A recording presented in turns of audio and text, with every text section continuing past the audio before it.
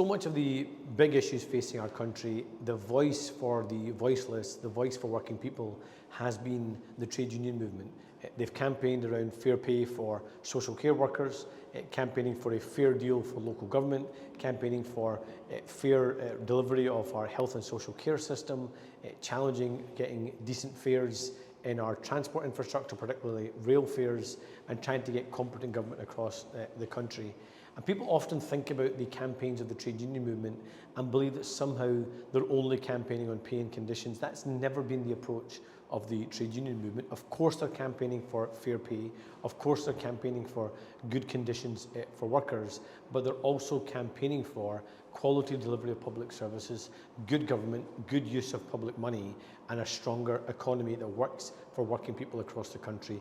That's a cause that I believe the Labour Party, as the political wing of the Labour movement, has to continue to champion in our parliaments, whether that be Westminster, Holyrood, or indeed in our council chambers. But we've also got to build on that strong relationship with the trade union movement to actually deliver change if we get the good privilege of being in government. And one part of that is the New Deal for working people, the most transformative change in workers' rights for a generation, a new deal that's been designed in partnership with the trade union movement that would end exploitative zero-hour contracts, end the scandal of fire and rehire, give employment rights on day one, and deliver a real living wage. That's what's on offer come the next general election, and I'm looking forward to standing shoulder to shoulder with our trade unionists across the country to deliver that change.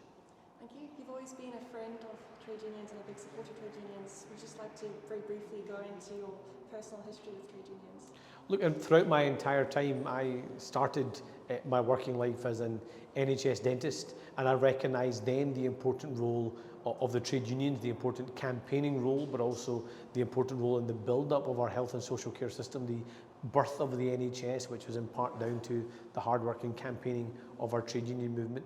I then had the privilege of being a Member of Parliament UK-wide, again being a champion for the cause of working people across the country, and now have the honour and privilege of leading the Scottish Labour Party here in Scotland, again backed by the trade union movement. And I can honestly say the support, the guidance, the advice, the counsel I have received from the trade union movement has helped give me the tools I need to try and do this job over the last few years.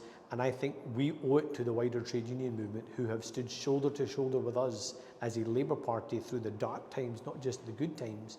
We owe it to them that if we get that opportunity to deliver change for people across the country, if we get the good privilege of being in government and the honour of being in government, we are then repaying that wider trade union movement by making sure that our trade unionists at the heart of government and that the delivery of that government is in the interests of working people across the country.